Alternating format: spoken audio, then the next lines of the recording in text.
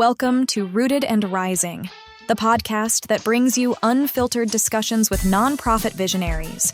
Together, we'll uncover practical solutions and inspire connections that elevate your mission. Now, here's your host, Shannon Onderko. Hello. We are sitting here this morning with Jennie Hagerty from the Mercy Center for Women. Hi, Jennie. How are you, Shannon? I'm good. Thanks for joining me this morning to kind of chat about your organization a little bit. If you wouldn't mind just getting us started, give me a little bit of background of your work with the Mercy Center. Absolutely. So Mercy Center for Women, first and foremost, is a sponsored ministry of the Sisters of Mercy. They developed this ministry in 1994 in a former convent off of East 27th Street. And we house women and children in that particular facility that are fleeing domestic violence, homelessness, and addiction. And since 1994, our campus life has grown and expanded to help additional individuals, including men. Wonderful. So you recently brought on an additional building, right? Talking about expansion. Correct. What is the plan for that building? So we are going to be 2 years old at the Mercy Anchor Community Center. It was the former Holy Rosary School building, which was about 39,000 square feet. We are going into our third year of, again, housing women, men, and children. We have 13 two-bedroom, completely furnished apartments, along with community partnerships such as Second Harvest Food Bank, Highmark AHN, Sarah Reed.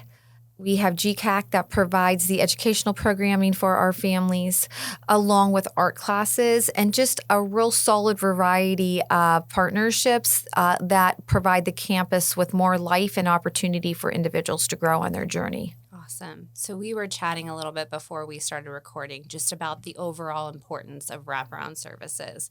Would you mind just chatting a little bit about that? Absolutely. So for the most part, as a housing provider to individuals who need that second or third chance in life, we can give them the support that they need as far as a safe place to lie their head, food, parenting, financial literacy, basic life skills.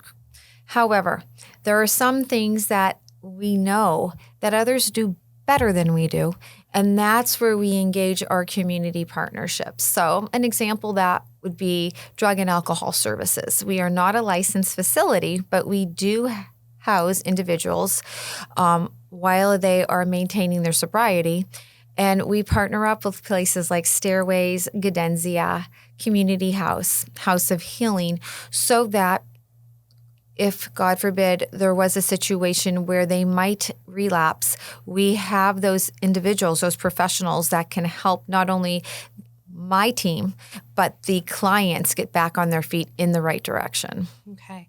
So how would that look then? So if someone is actively receiving services from your team and required additional servicing, would that be services they would have to seek out? They would have to get transported to? How does that look?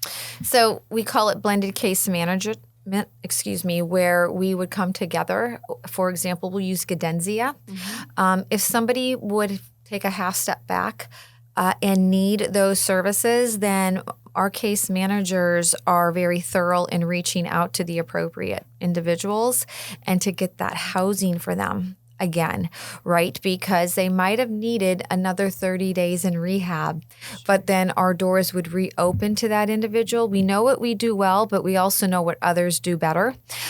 So we want to make sure that we're not taking any missteps along their successful journey. Sure. So the concept of homelessness, just want to dive into that because it's not a light topic to discuss, right? And I know that this is something that you are challenged and tasked with managing throughout the year. As we sit in these cold months, how are your resources currently as it comes to or as it pertains to serving Erie clients? So with homelessness, with the winter that we have had, and again, we got hit right around Thanksgiving and with not much of a break, the numbers have increased, right? So on average, for the month of January, we just tallied our numbers. How many phone calls did the Mercy Center receive, including emails or knocks on the door? And we were at 80. So that's 80 individuals through the month of January that have reached out to us because they are homeless, They might not have food.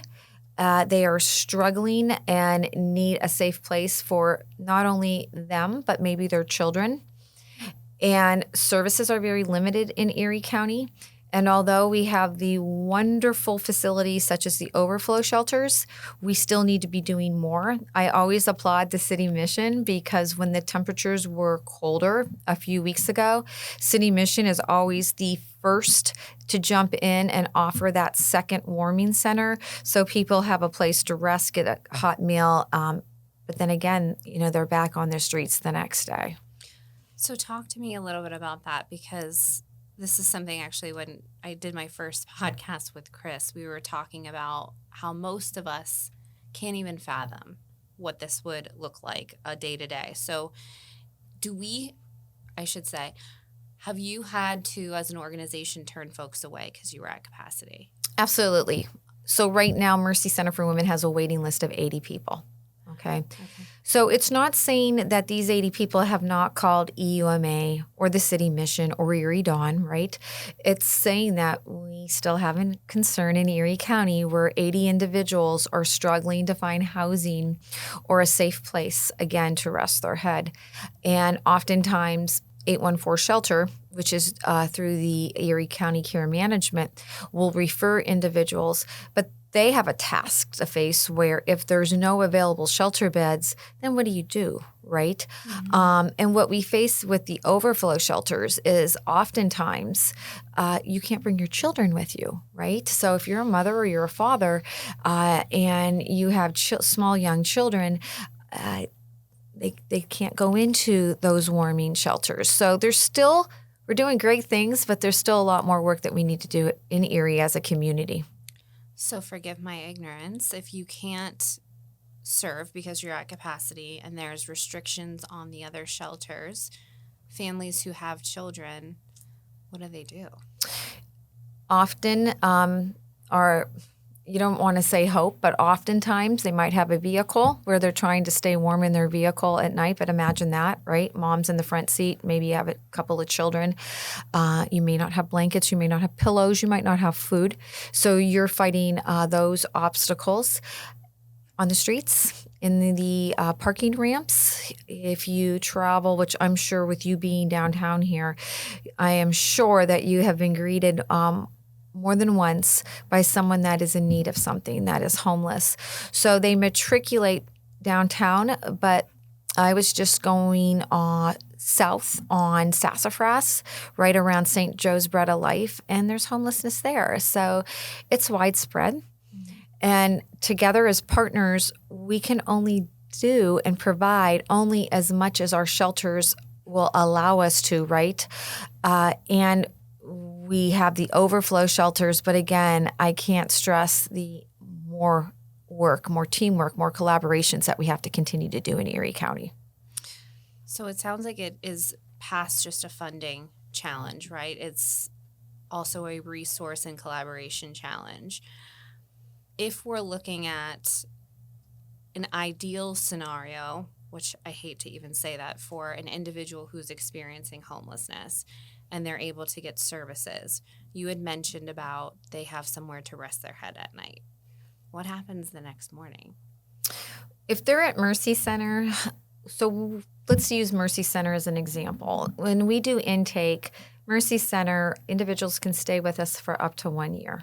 It's transitional living, right? The reason we pulled together the Mercy Anchor Community Center in the former Holy Rosary School building is because if a female made a poor choice and she was incarcerated and she has a record, oftentimes landlords would not welcome her into that apartment opportunity. Sure. So we saw the Anchor building as a gift so that that individual was not going to go back into the streets, maybe recreate the situation they had prior to the Mercy Center for Women. And just recognizing where do we need to get better, right? And everybody makes mistakes in life. And I was, quite frankly, tired of seeing the tears from the women's eyes because this landlord turned them down or another landlord turned them down. I can understand that philosophy, And instead of using it as a roadblock, how can we be better? And how can we utilize that roadblock as an instrument to do additional housing? So the Mercy Anchor Community Center now provides 2 years of permanent housing with those wraparound services. So individuals do have a safe place to go. And we're not checking those boxes for what their previous crime record would be. Of course, there are limitations, but they don't have that stress to worry about. And it sounds like a more proactive approach as opposed to being just reactive and trying to scramble and find a solution. I'm wondering your thoughts on the current housing market in Erie as far as low-income housing is concerned, specifically with the overall compensation rates for an individual that is then trying to rent an apartment or rent a home. What are you noticing for folks that have received the services and are now on to the next step? It depends on who's involved. Okay, so for example, we have the Infinite Erie team that is, I believe, trying very hard to educate the community about housing options and homelessness. Housing options are minimal, right? So I'm full at Mercy Center for Women. So I have 34 at Mercy Center for Women. I now have 36 at the Mercy Anchor Community Center. We just purchased the former Holy Rosary Rectory a few weeks ago, which will accommodate about 12 individuals. And we're not even close, right? Because you have a waiting list of 80. Right. So we're not even close to moving that dial. But we're not going to ignore those good efforts because we're doing our very best. Lower income housing, again, is a partnership and bringing people together. And I had the opportunity or the privilege to sit at an Infinite Erie update meeting today. And I see that's what they're trying to do, right? Because there's people who are boots on the ground that understand 100% what homelessness looks like or what unsheltered life looks like. And we can move and we can work and we can collaborate. But we also need that funding to make it happen. And that's not always an easy task to achieve. So there's a lot of working movement in pieces. And again, I can't stress enough the more that we can do with others, because the number one concern should be that individual. Sure. Doesn't matter if so-and-so has more funding than so-and-so. What matters is, are we providing that individual with what they need now? And if we're not, and you have a wait list of 80, how do we come together as a county and determine what those next steps look like? By having all the right people in the room and leaving those egos outside the door as we enter and as we exit. Is that currently happening? We're getting better at it. Okay. I think we're getting better at it. You can't blame people with funding, right? We have so many incredible housing programming in the Erie area along with nonprofit work. So sometimes we're fighting for those same dollars, right? Fortunate to have state and federal money. But again, if someone has the pulse on those state and federal funding revenue opportunities, then that might leave a few people stagnant. So I see, and I have seen since COVID, right? Because we didn't have a choice. During COVID, everybody's life was turned upside down. And I'll give an example. If the Erie City Mission, if they had staff that were down in their kitchen and couldn't prepare the meals, guess who was preparing the meals? Mercy Center for Women, right? And we worked together with the Erie City Mission so that they were able to come to the Mercy Center, grab that food, go back to the area again where people are most familiar, and that's around the Erie City Mission, and hand out bag lunches. That is really, I feel, when the community came together. And then, like anything else, what happens is we become comfortable again, right? Okay, we conquered COVID. We've shown that, we're working together real well, hand in hand. But then it's no one's fault. The mindset kicks in where funding becomes an issue and we're back to working as silos. Mm-hmm. And I think and I believe that we are getting better with that. But if we have different organizations coming together, whether it's Mercy Center for Women, Erie City Mission, Erie Dawn, whomever, and working with Infinite Erie and sharing with them the boots on the ground experiences that we have encountered, then I believe it could be a win-win. Maybe not tomorrow, or maybe not in 2025, but perhaps 2026, 2027, making some strategic moves looking ahead. Well, and it makes sense, right? Because all of you are anticipating funding needs for not only this year, for next year, 5-10 years from now.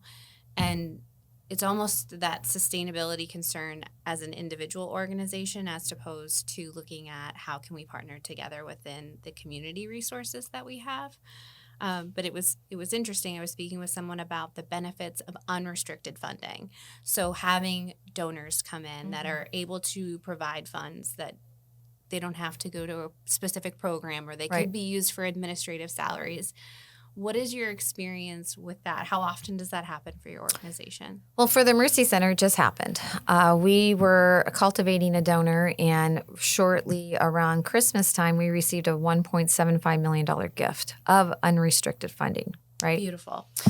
So what that provides us, once you have that discussion with the donor, is the opportunity to grow our current programming, but also to be able to know in the future that we have a nest egg that we're able to dip into of unrestricted funding that can help with anything. Maybe it's food, right?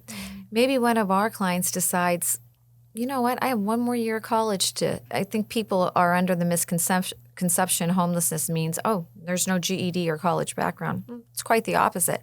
So maybe that individual wants to finish their college degree. Now we're able to provide that to them, or get transportation solutions. Again, partnering, making sure they're getting that experience behind the wheel and being able to transport not only themselves but their children to and from school and work experiences.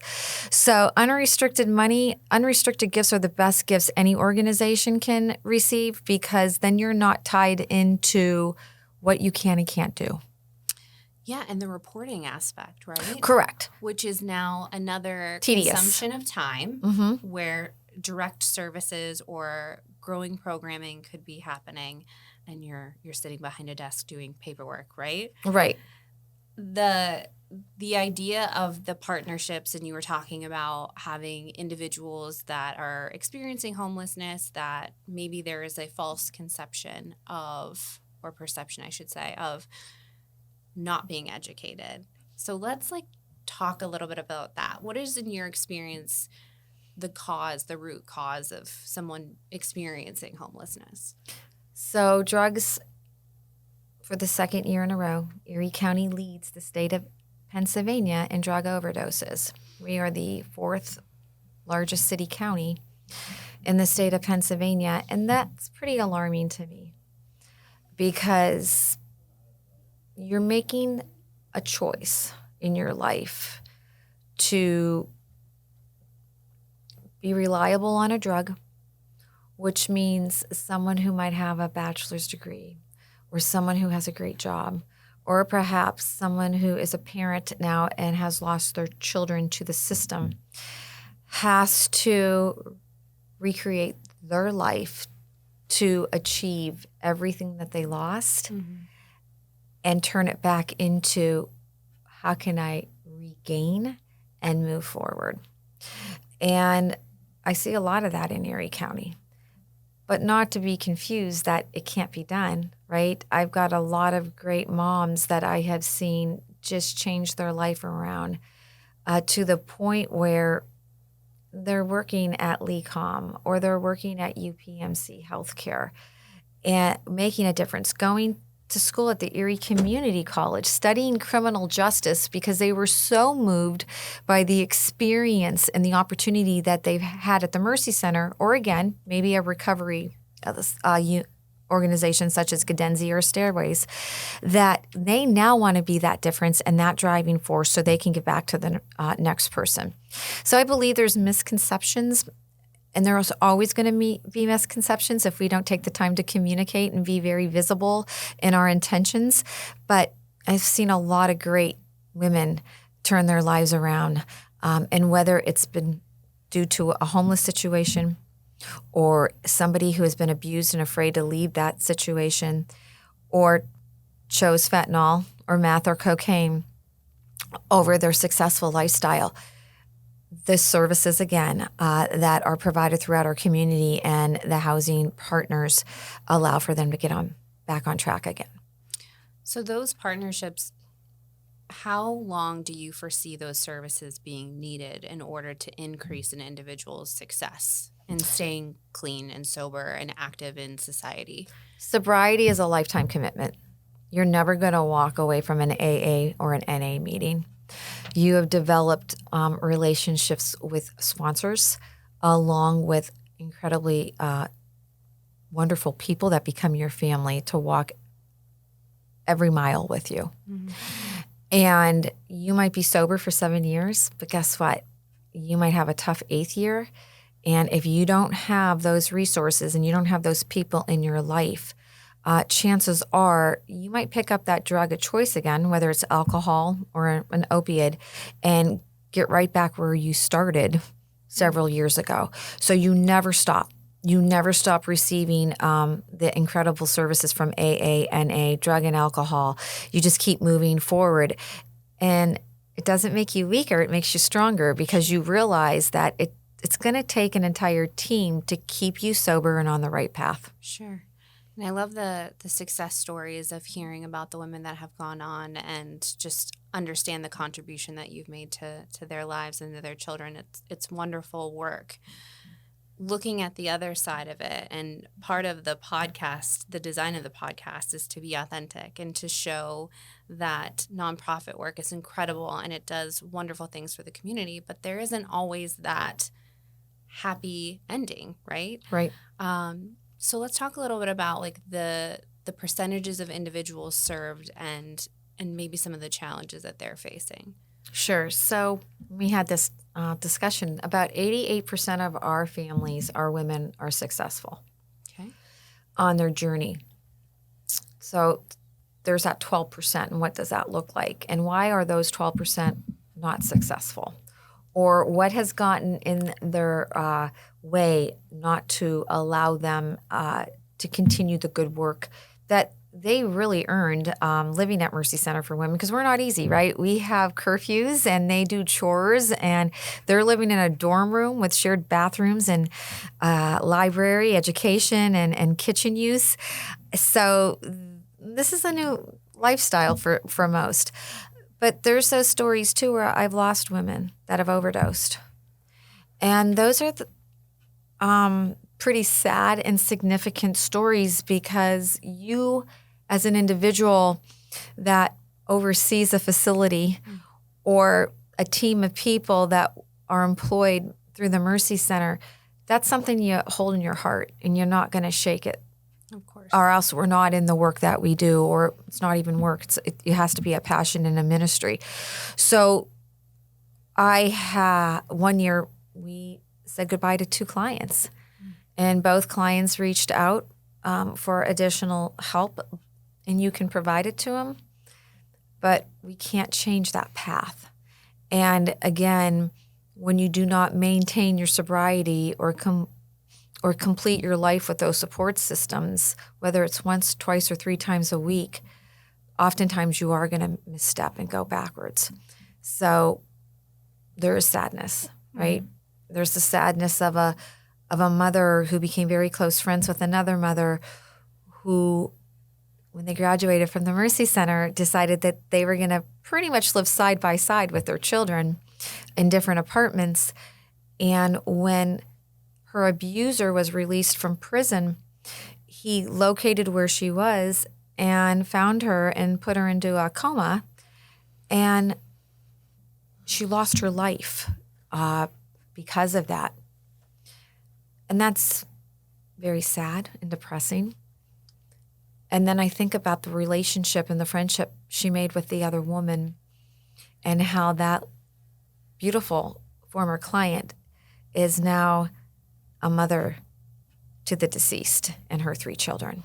So she is now a parent to the close friend that she lost and taking care of her children and making sure they're clothed and that they're in school and doing her best to make sure they continue a healthy lifestyle.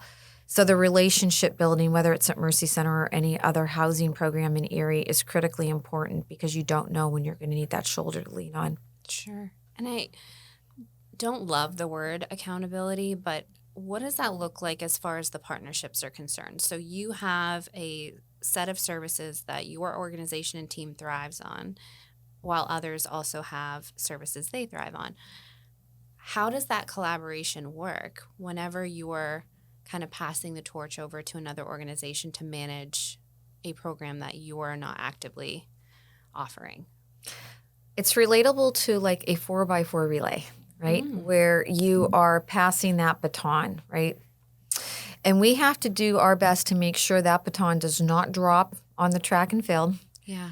And that, again, we are so focused and paying attention that we are taking that baton, not necessarily behind us, but alongside of us so that we can continue to unite and walk together on this person's journey. And nobody's at fault. Things happen. And we need to know, and we do. I have to use Gadenzia as an example. When we do have someone that might slip backwards, that's our first phone call. And 9 out of 10 times, Gadenzia is going to step up to the plate and they're going to say, we can take them back and we can house them at Community of Healing or the Community House. They've got amazing programs. And even if it's for a short stay, it's nobody's fault. Life happens. Sure. We get caught up in the moment. And again, it's making sure that that baton release is a united release. And if we release it too soon, and that happens sometimes, and that's not necessarily the organization's fault, sometimes people just, they want to go. They want to fly. And you can't blame someone when you're in rehab for 90 days. You want to see your children. You want to take your wings. You want to fly high. And you might have just left a little too soon. But knowing that we have those resources that then we can depend on, right, and complete that 4x4 and everybody wins is a blessing for all of us at the end. Are you all communicating regularly about specific cases or clients or individuals that need support, or is it simply a trusting process where you're saying, here's a client that needs your services, and then you're just trusting that organization to carry it? So that's a great question. So we have what you call HMIS, which is the technology that allows all of us as providers to go in and say Betty Jones was at the overflow shelter the night before she's coming to Mercy Center for Women.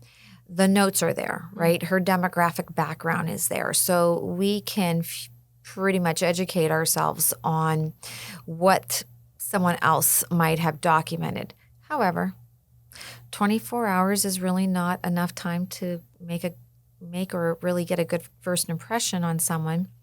So they might come to Mercy Center and that might not be their fit, right? Mm-hmm. And sometimes we forget, respectfully, somebody who has been active in addiction for many years, they are brilliant, right? Extremely brilliant. So I have been the receiver of some incredible Oscar performances where someone is just smooth and can talk you into housing, can talk you into their story. But then you realize along the way that you can't work their recovery for them. Mm. They have to work their own recovery. And that is where a COC, which is coordinated care entry, that's where we come together and might say, I might pick up the phone, I might call my friend Kurt at EUMA and say, or send an email, so-and-so was just here at the Mercy Center. I know they spend time in the warming or the overflow shelter. Here are some of the areas that might help you. Because again, they might have that trained staff that might be able to provide them with additional resources. They just weren't ready for the Mercy Center at that point in their life because you have to be accepting. Again, there's rules, right? Yeah. Well, it sounds like there's many, many moving pieces. So it's not only just coordinating the services, but most importantly, getting the client fully engaged in their recovery, mm-hmm. which is a critical component. about the funding side of it, because I think realistically that's going to be what provides all the services, right? In your particular organization, where are you most concerned about funding or lack of funding? First and foremost, I believe what happens in the nonprofit sector is we really depend on grants, right? You're an incredible grant writer, if I might say so, right? And we've had conversation about this. So we depend on grants. Well, what if that grant disappears? And it does. So maybe, just maybe, we don't have a Governor Shapiro who's now dumping money into housing and homelessness, and the next governor might see Pennsylvania going more towards a different venue. Sure. What happens? And we become so dependent on grants that we forget that we are blessed in Erie County to have a large Olympic swimming pool of philanthropy where individuals can be invited to partner, collaborate, and give to an organization, whether it's restricted or unrestricted, but those dollars aren't going to disappear. I think one of the areas we get tripped up on is grants are beautiful gifts, but they're not promised. And if we as a state go a different direction, or we as a state we can have a bad year, right? Sure. Maybe the millions, maybe 20 millions, now 15 million. Where are you going to take that 5 million from? We really need to be more observant on what other resources are. And look outside of Erie. There's a lot of money in the United States, and I think we make our biggest mistakes looking in our own backyard instead of just expanding the opportunities to grow. Sure. And we've talked about this with Erie Community Foundation does wonderful work, but essentially it's the same pool, right? They're only able to provide what they're being given, and then naturally those funds could be restricted to certain areas or certain program focuses for whatever that distribution year is. And now we have several nonprofits that are all competing for those same funding dollars. So love that you're talking about the importance of collaboration and understanding here's where I'm strong, here are areas that someone else is strong, so I'm going to refer those services. But what would be your suggestion for looking at sustainability for nonprofits, knowing that there is that uncertainty when it comes to state funding? Tomorrow's not promised. So from a sustainability perspective, there's over 500 nonprofits that enter into Erie Gives every August, right? And all of them are great. Sustainability is important. So if Mercy Center for Women has been thriving for 31 years, right? And you have a new nonprofit that's just getting their feet wet, it's tough because donors have decisions to make. And let's face it, we also have sometimes in Erie can be accused of having the same individuals who give to multiple nonprofits in a very generous way. I can't imagine how many phone calls, emails, or letters certain people in our community who are known for philanthropy must receive in one day. And how do they determine what's important to them? And what we need to remember as a nonprofit is they have every right to make that determination. Sure. Homelessness might not be what gravitates for them to release those dollars out of their wallet, right? It might be renovations to a building or art and history. We just have to be very respectful that we walk those lines and that we appreciate it, but start to focus on the bigger picture, and that is there's more money outside of Erie than I think anybody's aware of. And although we have a smaller market that is saturated, looking at larger cities, I've had conversations with folks that are in Pittsburgh doing nonprofit work saying the same thing, right? Is that you have similar work being offered by various nonprofits, and the ask is that if you want the funding, allow us to say yes by partnering together on projects and going after one grant as maybe 4 entities as opposed to making smaller requests as individual entities. Have you been able to go in with anyone locally on a grant? Yes. I'll point out the Erie Women's Fund through the Erie Community Foundation. So each year, and I feel the need and compelled to give them a plug, Erie Women's Fund is a part of the Erie Community Foundation where each year there's a major grant of $100,000. And it's a tough grant process. And it's based on 5 key areas. Homelessness and housing is one of them.